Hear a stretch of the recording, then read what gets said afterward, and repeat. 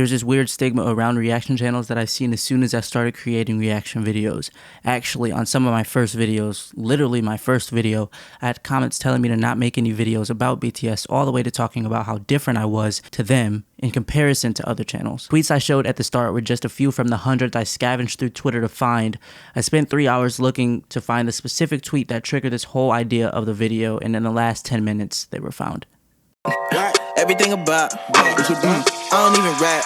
So what is this? K-pop, bitch, yeah. I'm already ready. These here are two from a handful of tweets from a thread that I was trying to find that was about somebody who was taking a step back from the K-pop community, specifically fandoms, due to the negative impact that they noticed that it had on their life. I truly do recommend you guys to check out the thread if you guys can find the tweet without knowing the at. The issue that I had from these tweets weren't because I was offended, but it's because I disagree. If they would have said some K-pop YouTubers in some of these tweets, and I don't think that I would have felt the need to actually create this video, but since we're generalizing, I'll go in and I'll read this tweet aloud. And oh boy, the K-pop community is just as toxic and too demanding. K-pop YouTubers only make covers and reactions to popular K-pop groups so that they can get views and become famous enough to get invited to be a special guest at KCON. YouTubers have to upload covers and reactions ASAP right after the music video comes out so that they can get the most views and be the first one. They don't always care about the group, they care about the clout. They want comments, likes, subs, and they wanted to invite to KCON. Starting from the top, I do believe that the K-pop YouTube community could have some sort of toxicity that I'm unaware of. As a creator, the main thing I see is in comment sections. I've met a handful of the content creators in the K-pop YouTube community, and they were all super cool, genuine, and nice towards me. I felt no bad energy. The purpose of YouTube is self-expression and to grow a community from that. So views and subscribers obviously can push someone closer to the sense of creating a community, and to be honest, that was my ultimate goal with creating one of my first channels over 5 years ago. Speaking from my perspective, every single time that I check out a group or a new artist, 40% of the comments actually tell me to check out someone that's bigger or something that is newer from, again, another bigger artist. So it makes sense as to why people are posting videos on the newer, more bigger groups or artists, because most of the time the creator is trying to appeal towards the audience. So if the audience says that they want this, then the creator will most likely turn their nose to go towards that direction to make sure that the audience is happy. So it makes sense why people will post videos on the most biggest artists and groups and the most recent songs and stuff, because their community might be asking for it. The one that cracks me up the most actually is the one that says famous enough to get invited to KCON. If I got invited to KCON, I would probably have a panic attack and cry, because talking in front of people is not my thing at all. I know that you can actually fill out a form or have people fill out a form and put your name on it, and that's how they can contact you if you have more people demanding you. And I think that I actually told people to not put me on that list because I don't think that I would be up for that. From my experience, from the handful of creators that I actually have met and become friends with, they don't come off as people that think that they're better than anyone or that they're actually famous or anything. But obviously, if there are some creators that are out there that do think that they're famous or something, then obviously they owe some of their success to the artists and groups that they check out and that they make content around. It's always best to hop on a trend as soon as it emerges, aka Draw My Life's marshmallow challenges. And so obviously, if you do make a video on one of the most poppin' music videos first, then more people will go towards your reaction over other people because it's the first one that's available whenever they search one. It increases your chance at audience building, and sure, there are some people in it only for the demonetized videos and comments of people telling you, actually demanding you to check out more music and videos from their faves, but not everybody is like that. And clout? Bro, nobody gets clout from these types of videos, man. Clout came from people doing things to gain engagement on social media, and clout chasers are those who specifically chase that, doing things that are bigger, crazier, and more outlandish to actually gain that traction. And most people that have clout or gained clout through something crazy or whatever, they ended up turning it into some sort of like business model so that they can actually sustain and grow from that hype that they got from doing said thing. But you don't get that with these types of videos, man. Sure, you'll get 1,000 subscribers, you may get tens of thousands of views on a video, but once you stop making those types of videos, literally that attention goes away because you're going away from what they want to see. And the main thing that people do want to see, at least from a creator that they're unaware of, you know, they haven't gotten this attachment to, they only want to see people hype up the artists and groups that they like, the music that they like. They want to see somebody new get into something, and then if you stop that, all of what you guys say is clout, goes away. This begins the debunking portion of the video, and it's actually going to be extremely transparent on my end. I'm going to show you guys data and analytics so that you guys can know how extremely skewed people's perspectives are. This tweet says, "At times I wish I didn't get into BTS by myself and started one of those clapped reaction channels. I would be making 10K a month by now." Bro, if this was true, man, I'd have a Tesla outside. Look. Bro, if this was true, I would have a Tesla right there. That ain't no Tesla. You guys have to understand that reaction channels make little to no money off of their content in comparison to other YouTubers who make original content.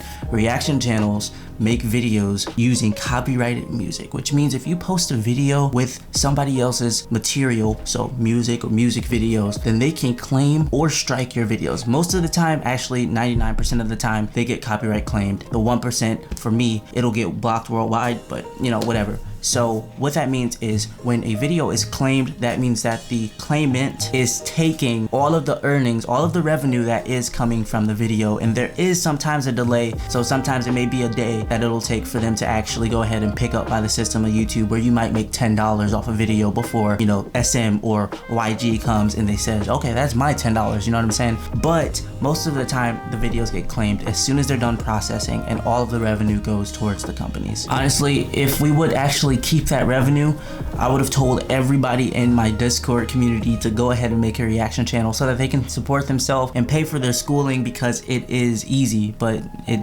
doesn't go like that. So here I have a screenshot on my phone, and on the screen I will be showing you guys some footage or some screenshots so that you guys can follow along and know what I'm talking about. So for your reference, CPM is basically the dollar amount a creator could potentially make per 1,000 monetized views if everybody watched the ad. So this is 1,000 views in which every person that viewed it watched the ad all the way through or clicked on it. Mine is $3.73. The average is around $5. This dollar amount depends on your channel's video topics. For example, business, finance, and children's content is the highest, and within the past 2 months I've gained over 1 million views. Broken down, it would be $3.73 times 1 million divided by 1,000, and that is my CPM times the views divided by the CPM rate, which is that per 1,000 number. That means that I would have made $3,730 within the last 2 months, but I didn't. I made $388.58. That is basically the comparison from a reaction channel to somebody who creates original content. Like if that was a vlog channel or something that was getting 1 million views like that, that would be as much money that you would make. So that would be how much money I would have made if all of that money would have went to me. So if anything, you can't be clapped, and you have to be doing something original, not using any copyrighted material, and you know, obviously be doing things that you love, entertaining in a community, have that community actually watch your ads or click on them to actually have monetary success on YouTube.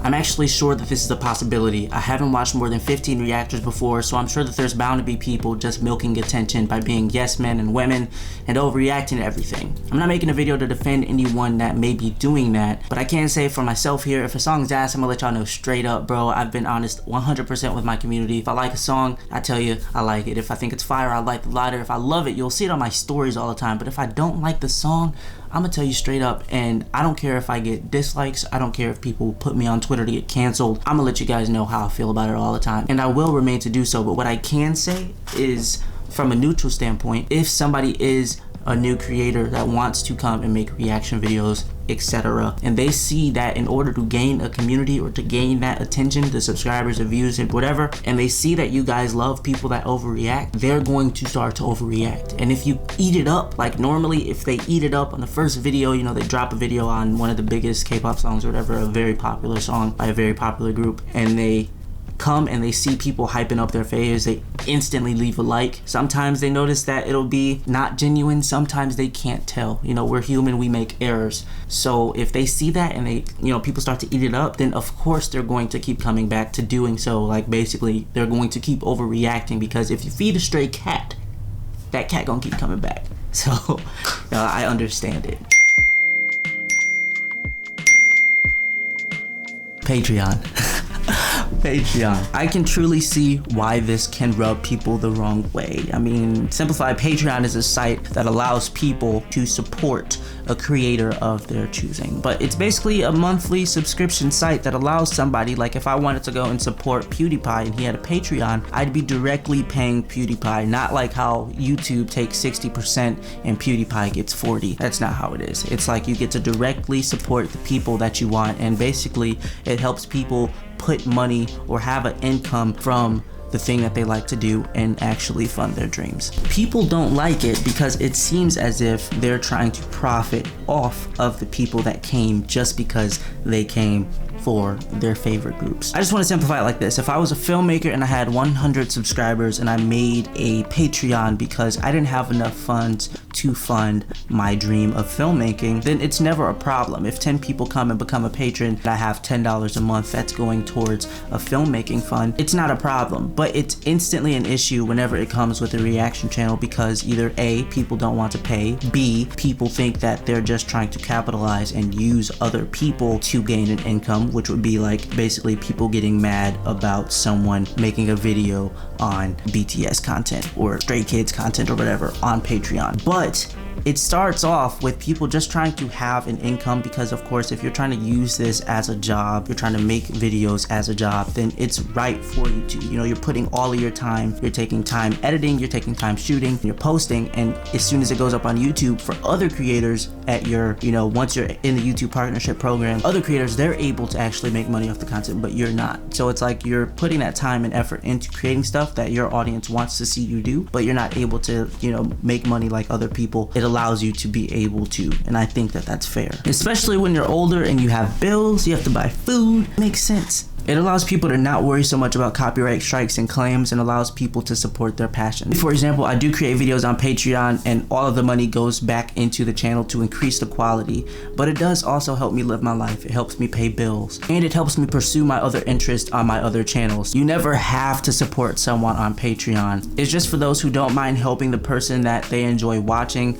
It's really not fair for somebody to have to bash someone for supporting a YouTuber for, joining their Patreon and watching their videos, because you buy content, you go buy tickets, you buy merch for your favorite groups and artists. It's basically the same thing. I think it'd be pretty bold of me to say that these people's only talent is talking shit on Twitter. So I don't think it's fair that they're over here, claiming that these people's only talent is to listen to music and nod their head and say what their opinion is.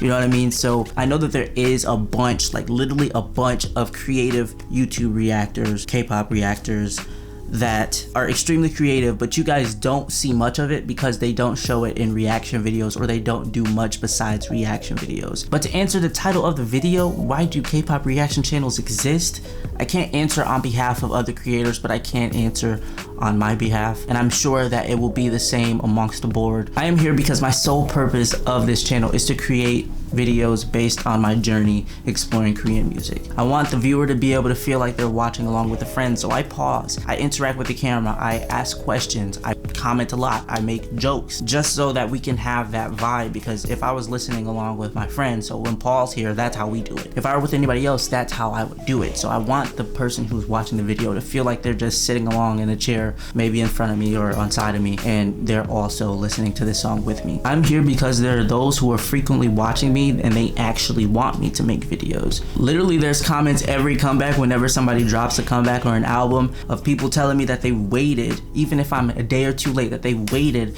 to check this out with me instead of watching it on their own or watching any other K-pop YouTube reactor checking out that song. They waited on me because they wanted to have that experience of me and them watching the video or listening to the album together. I get comments saying that I brighten people's days or I make them smile or laugh so hard for the first time. I've had a couple of DMs, like 3 or 4, of people saying that my videos prevented them from self-harm or taking their life.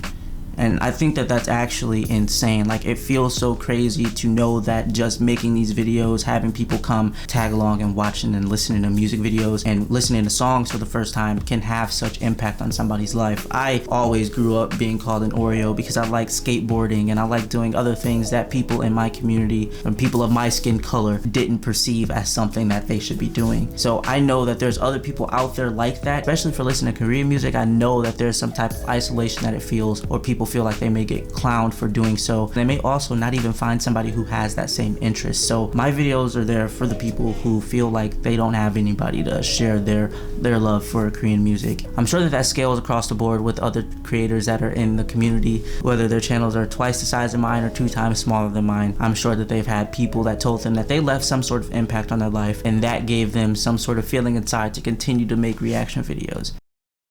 If you've watched it till the end, thank you. If you're new, I hope you've enjoyed enough to check out my other videos and see if you're interested in becoming a mashed potato. If not, I hope that you at least respected my transparency enough to click on an ad or something, because I'm broke as shit.